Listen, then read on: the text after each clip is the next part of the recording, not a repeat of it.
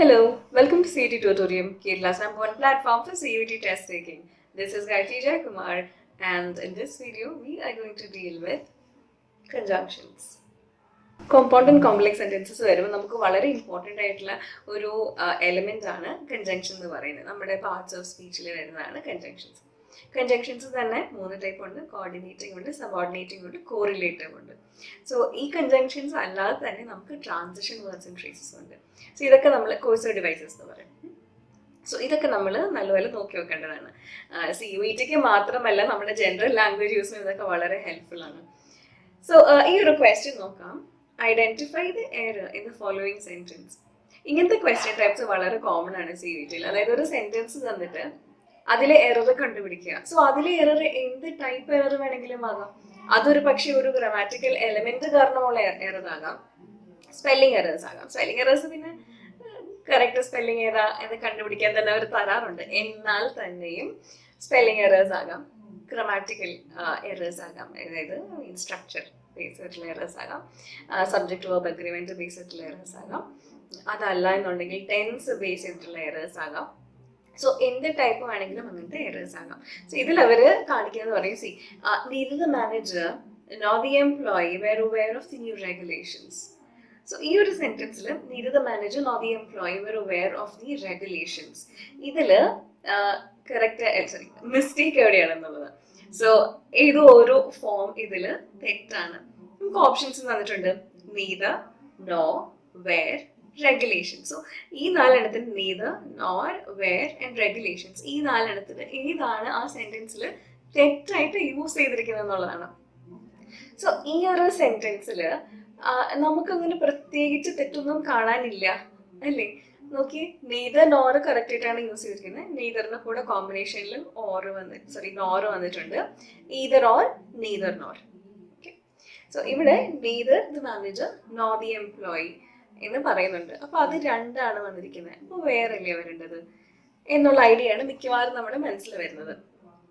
2 എണ്ണം വരുമ്പോൾ ഒബ്വിയസ്ലി അത് പ്ലൂറൽ ആയതുകൊണ്ട് വേർ വരും. ഈ വേർ എന്തിന്റെ ഫോമാണ്? ഓക്സിലറി വേർബ് ബിയുടെ ഫോമാണ്. Is, am, are, was, were, will be, ഇതെല്ലാം ഓക്സിലറി വേർബ് ബിയുടെ ഫോംസ് ആണ്. സോ ഇതിൽ നമ്മൾ പ്ലൂറലിന്റെ കൂടെ സാധാരണ കമ്പൈൻ ചെയ്യുന്നത് പ്രസന്റ് ടെൻസിൽ ആർ, പാസ്റ്റ് ടെൻസിൽ വേർ, ഫ്യൂച്ചർ ടെൻസിൽ വിൽ ബി. പക്ഷെ ഇതിനകത്തപ്പോൾ എറർ എന്താണ്? സോ ഇതിലുള്ള മെയിൻ എറർ എന്ന് പറയുമ്പോൾ നമ്മൾ നെയ്തർ നോർ പറയുമ്പോൾ നമ്മൾ അതിന്റെ കൂടെ പറയുന്നത് സിംഗുലർ ഫോമിലാണ്. സോ ഇവിടെ neither the manager nor the employee was aware എന്ന് വരും. അതായത് ഇതും neither orന്റെ പ്രത്യേകത എന്ന് പറയുമ്പോൾ ഇതുമല്ല അതുമല്ല എന്നുള്ള മീനിങ് ആണ്. മിക്കവാറും 2 പാർട്ടുള്ള ഇങ്ങനത്തെ കൺജങ്ഷൻസ് എല്ലാം കോറിലേറ്റീവ് കൺജങ്ഷൻസ് ആണ്. സോ അതിന്റെ ആ ഒരു ഇതൊന്ന് പറയാം. neither nor എന്ന് പറഞ്ഞാൽ നമുക്ക് 2 ഓപ്ഷൻ ഉണ്ട്: ഇതുമല്ല അതുമല്ല. That is neither nor. Okay, either or എന്ന് പറയുമ്പോൾ നമുക്ക് 2 ഓപ്ഷൻ ഉണ്ട്: ഒന്നിൽ ഇത് ചൂസ് ചെയ്യാം, അല്ലെങ്കിൽ ഇത് ചൂസ് ചെയ്യാം. ഏതെങ്കിലും ഒന്നേ പറ്റുള്ളൂ either or ആണെങ്കിൽ. ബോത്ത് ആൻഡ് ഉണ്ട്. ബോത്ത് ആൻഡ് എന്ന് പറയുമ്പോൾ ബോത്ത്, അതായത് 2 ഓപ്ഷൻ ഉണ്ട്: ഇതും അതും. ബോത്ത് ദിസ് ആൻഡ് ദാറ്റ്, അതാണ് ബോത്ത് ആൻഡ്. സോ അതാണ് 3 മെയിൻ കോറിലേറ്റീവ് കൺജങ്ഷൻസ്. ആദ്യത്തെ neither or 2 ഓപ്ഷൻ ഉണ്ട്, അതിൽ 2ഉം അല്ല. Second one either or 2 option ഉണ്ട്, ഏതെങ്കിലും ഒരെണ്ണം. മൂന്നാമത്തെ ബോത്ത് ആൻഡ് 2 ഓപ്ഷൻ ഉണ്ട്, 2ഉം എടുക്കാം, അല്ലെങ്കിൽ 2ഉം എടുക്കുന്നു.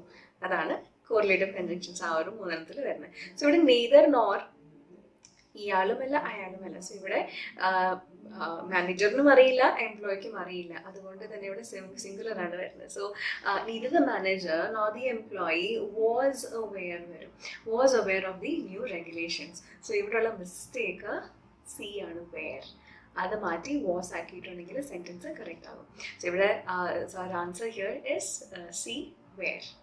I hope this is clear to you. So conjunctions വരുമ്പോൾ ഇതുപോലത്തെ ചെറിയ ചെറിയ റൂളുകളുണ്ട്.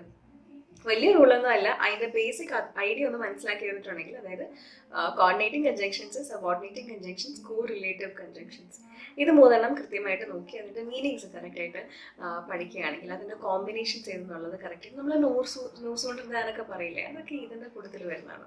സോ അതൊക്കെ നോക്കിയിരിക്കുകയാണെങ്കിൽ നമുക്ക് ഇങ്ങനത്തെ ക്വസ്റ്റ്യൻസ് വരുമ്പോൾ ഡീൽ ചെയ്യാൻ എളുപ്പമായിരിക്കും. So I hope this is clear to you, and if at all any doubts, do drop them in the comments. We'll be happy to help. Happy learning. Bye and take care.